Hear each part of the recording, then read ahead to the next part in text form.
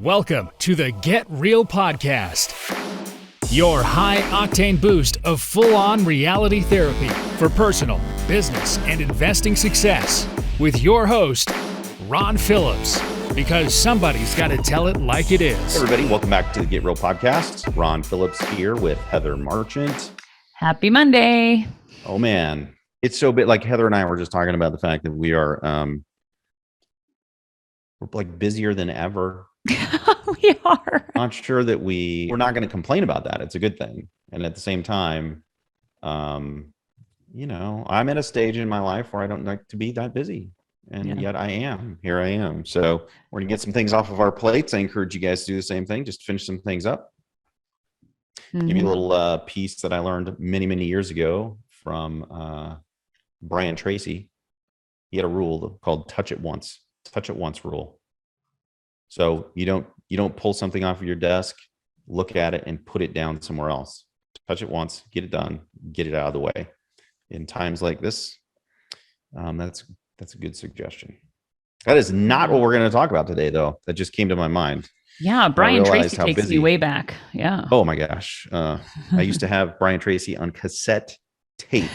listen to him in the car. So I just got back from Mastermind, Heather, and we were talking about that. And the reason is because Ron LeGrand was there and Robert Allen was there. Now I don't have either one of their courses, but I do have 2 or 3 of Robert Allen's books. And anyway, they were talking about the fact that when they made them, they had like cassette tapes and then they moved to DVDs. And I'm thinking, yeah, like my first courses that I bought were cassette tapes and then DVDs and then CDs and then DVDs. And then everything moved online, right? Yeah. MP3s for like a hot minute. Unreal. Yeah, we're getting old. We're going to talk about real estate deals today. Specifically, like I have been getting people sending me deals, and I know same thing, Heather. We were just talking about this the other day. People are sending us deals and going, "Hey, these look good. Can you are these good deals? They look good." And 100% of the time I say, send me the numbers, I'll run a pro forma for you. Right. So it's the same as our pro forma, the way it's laid out. So that way it's really easy to compare. And very rarely, they'll still be a good deal. Right. It's not like they're gone, but yeah. This week I think I texted you, Ron. I was like, OMG, like, look at this deal. This is so bad. So bad. And I have, I think they run the gamut. Like, I don't think those were big deals, right? They were houses or duplexes. It was a small multifamily. Yeah. I was sent a deal the other day. So just to kind of break the ice on this thing, I was sent a deal by a friend of mine, and he was like, "Hey man, this looks like a really good deal." And I took out the offering memorandum. I started to go through it. And I kind of breezed past all the stuff that maybe other people read, which is all the flash, right? All of the, what businesses are around it and everything else like that. Let's just get down to the nuts and bolts. Let's look at the numbers on this deal, right? Yeah. So I start to look at the numbers, and I'm like, wow, this actually does, at first glance, because I'm a skimmer. I mean, I'm an admitted skimmer. And sometimes that gets me in trouble when I read like Heather's emails or something. It can get me in trouble. But I'm a skimmer. And so I skim through the financials really quick. I skim through what they said. And I'm like, okay. I mean, if this is legit, this actually could be a good deal. And so I understand why my friend sent it to me. You can buy this thing and it's a value add. You can do this. They've proved the rent numbers by, about 5 different units that they've turned.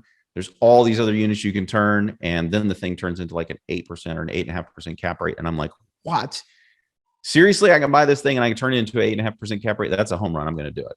I mean, not a home run, but it gets me on base at least. It's a good deal, especially in today's market. My gosh, if I can find something like that, it's a home run, because over time I'll turn it into, probably a 9 or a 10% cap rate. Yeah. Then I actually started to dig into the numbers a little bit further. No more breezing over the numbers. Now, I didn't really get into the tax numbers and all that stuff because you have to go look on the, website. I'm sure that they didn't increase the taxes and stuff like that. I didn't even get into that because I didn't need to. Yeah. There was a pretty glaring error in the offering memorandum, which means that these people had a glaring error in their numbers and they didn't even realize it because they're trying to sell this property now. And the reality of the situation is, after I pointed this out to the guy selling it, he was like, "Oh, okay, well, we're still firm on our numbers," which means some moron's going to buy this deal. Yes, and not notice. We don't really care. Yeah. Somebody's going to buy it.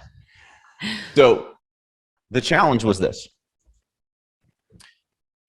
I don't have it in front of me, but let's just say that the capital expenditures to bring this thing up to current were $2 million.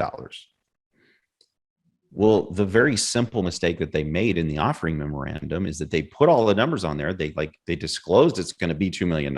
This is based on what we've spent in the units that we've rehabbed, right? Mm-hmm. And then when they recalculated the cap rate after you do that and you add the income in and all that stuff jives, everything's looking good. The problem is that they divided the net operating income by the purchase price, and they forgot to add in $2 million of capital expenditures. If we could put an exclamation on that. I mean, let's just pause for a second. Crazy. And realize just how big of a mistake that is. Okay. I'm not even sure they corrected it after I told them. Yeah. They kind of were like nonchalant. Okay, well, I mean, it's still a good deal. Actually, no. No, it's not actually. It's not a good deal, because what they really wanted me to do was pay around a 6.5% cap rate for this older. It's not a brand new property, so it's probably worth right now about a 6.5% cap rate. But if the financials were actually what they were reporting they would be after you spend $2 million, so they wanted me to pay them a 6.5% cap rate, then do all of the work to bring it to a 6.5% cap rate, which is remarkable. I mean, it's remarkable. I'm not really sure what more to say about that. But when you get these offering memorandums and they're all pretty and everything looks great, don't just assume that whoever created that thing knows what they're doing, because I get a lot of them and a lot of people don't. Yeah. I think that it's easy to put lipstick on a pig, right? And make the numbers sound better. And maybe they didn't do that on purpose, right? But the one I had this week, it was, okay, here's all my numbers. And I got given, the interesting part is I was given taxes, insurance, and all the utilities, owner paid utilities. Total were $550. And I said, can you break that number out for me? Because I knew I was going to run it through our master insurance policy in part to see if I could help it perform better for him. But then that's what made him stop and dig into the numbers. And so he said, well, yeah, give me a second. He gave me insurance. Then he gave me the owner paid utilities. And then last he went, oh, he said, well, wait a minute, these taxes aren't right then. And I said, that's what I had a feeling, because I knew the market was a really expensive market, and only $550 for all three of those things for a multi-unit deal. I was going, that seems a little low. And that's when he paused. And so instead of $550 for all three, just the taxes were $1,600. And he said, oh crap, that just killed all the cash flow. And I was like, well stated. I think is what I might have said exactly or something. And we could bring down the insurance cost with the master insurance policy, but not enough to make that a good deal. How did he get the taxes? Did he go back to the seller and say, what are the taxes for real? Because there's no way these are right. He is in the lending industry, so I think he may have just gone online and looked at what the tax and calculated them himself. And he said, wait a minute, this doesn't make sense anymore. And he was ready to pull the trigger right? I wasn't steering him one way or the other. I was just presenting what we had and other opportunities. Facts are just really pesky little things, man. Yeah. It's right. So if everyone's roping in a bunch of numbers together, check in each individual number to make sure you're getting the right number. So yeah, and so on the taxes, to Heather's point, there's something that's commonly overlooked, and that is that, especially when you're looking at a deal that is many hundreds of thousands of dollars or millions of dollars, you got to look at what the people paid for it. That's what their taxes are based on generally. Yep. And then you have to look at what you're paying for it. And you have to recalculate the taxes because you're going to get reassessed at some point. Mm-hmm. And every municipality is different about how they go about reassessing. Some of them do it every year. Some of them do it on a sale. Some of them, do it every 2 years. And I've heard of 10 in a couple markets, which is insane. I mean, it's just so you have to look that stuff up, and you cannot believe anything that you hear from whoever's trying to sell you the property, because it's as this deal, it's just not accurate, right? It's just not accurate. And if somebody bought a property for, $150,000 in 2012 and it's now worth 800, and you figure the taxes based on the 150, you're going to be sorely, I mean, it's going to hurt bad when you get your tax reassessment. So just make sure that you understand all of that stuff. I will add another one for that too, is you have your homestead tax.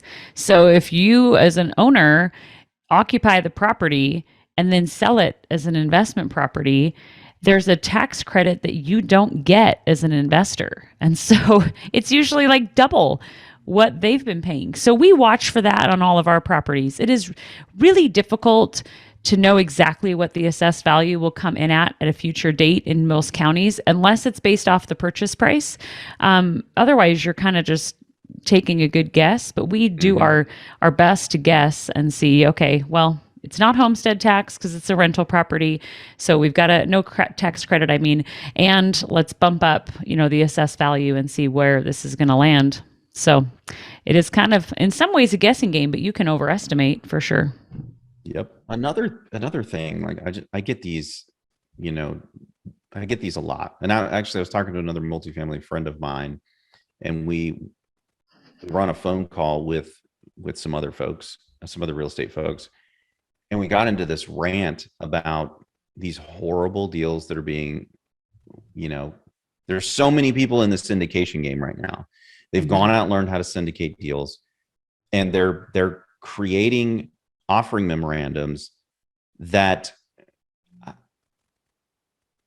there's so much fluff in them. They're making a bad deal look good. Mm-hmm.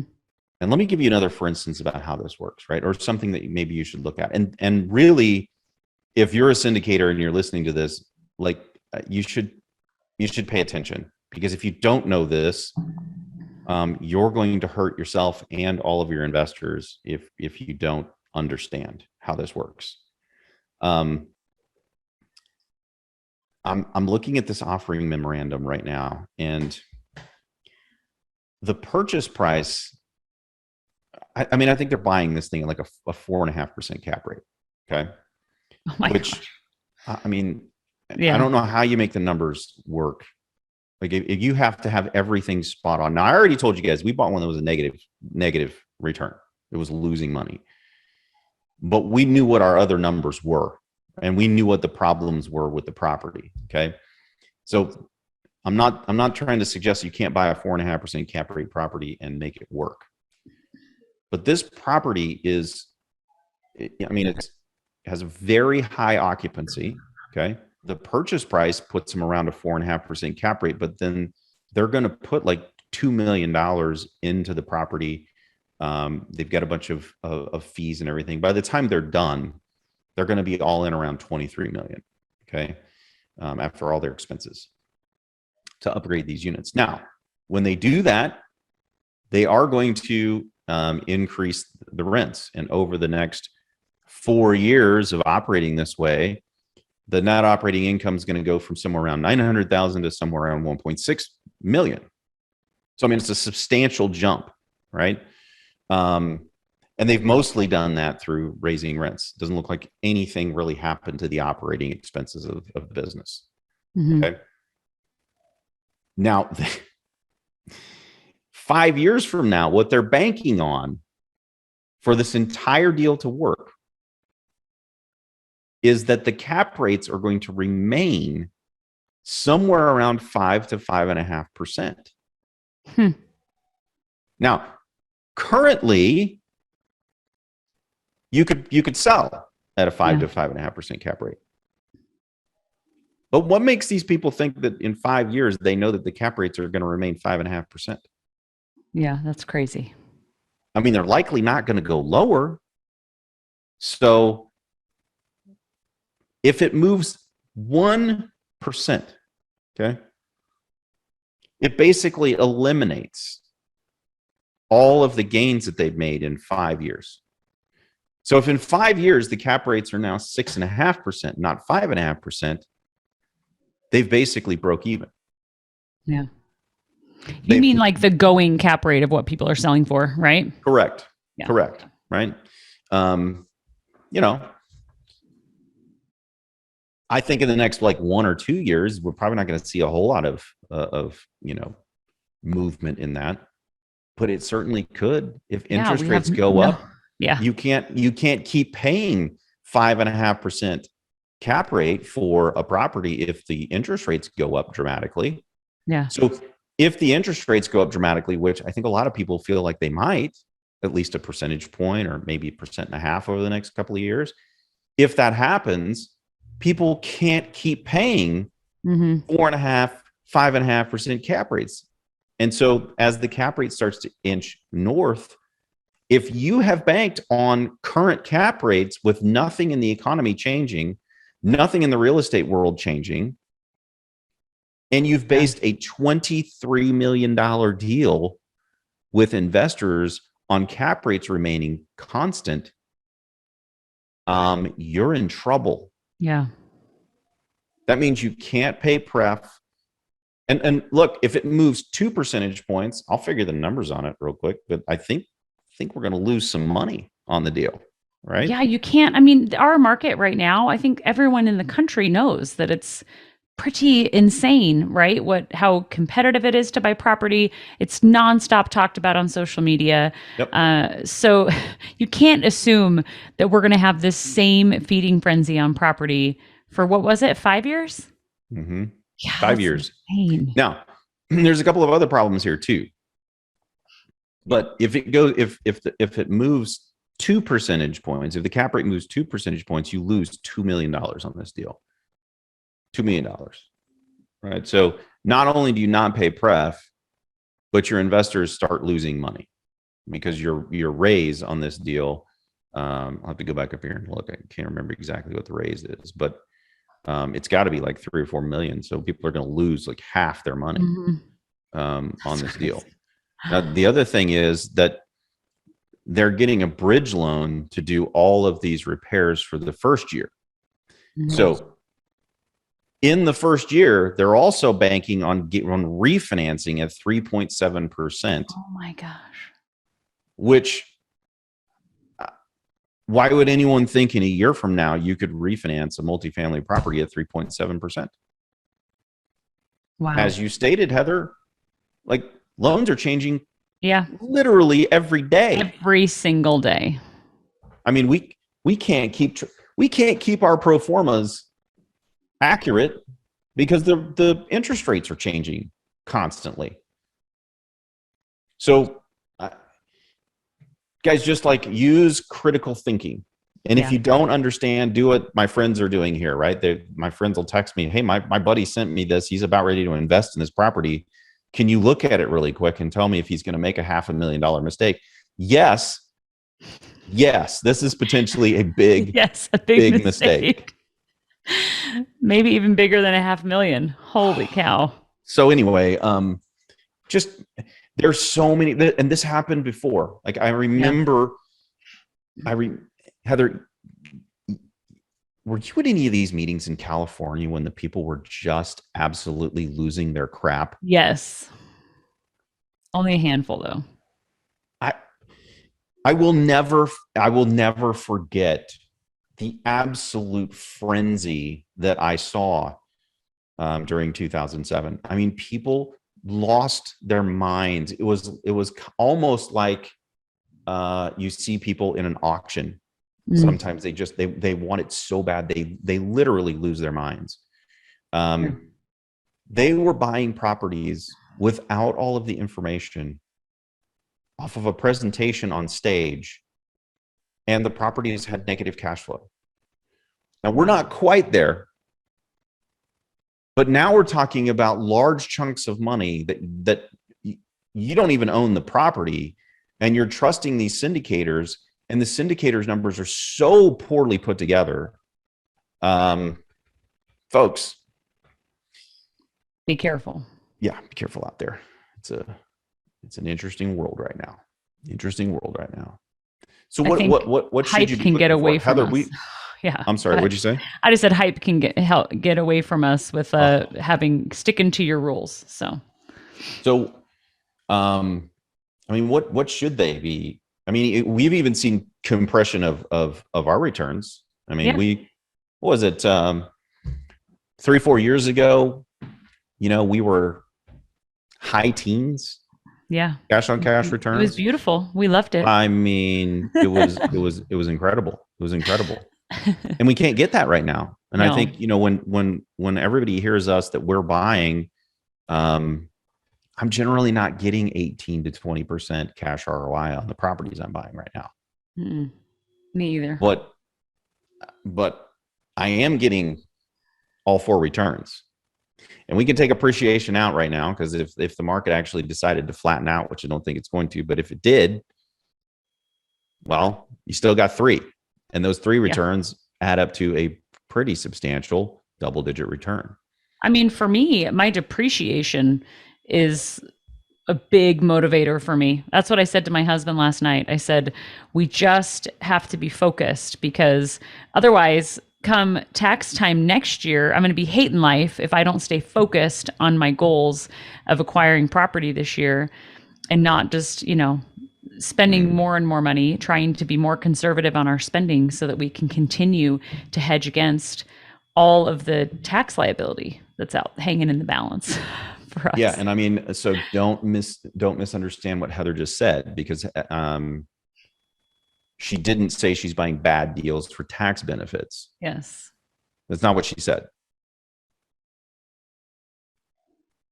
You want me to repeat? Staying focused. Well, is what I said. I was just trying to figure out, I don't know if that's clear. So a deal with a 10% cash on cash return is a good, that's a really good deal. 8 to 10%, you're still cash flowing really well. The property is still going to take care of itself. And, oh, by the way, Heather gets a big tax write-off. Yes. And, oh, by the way, still got somebody in the house paying off the mortgage.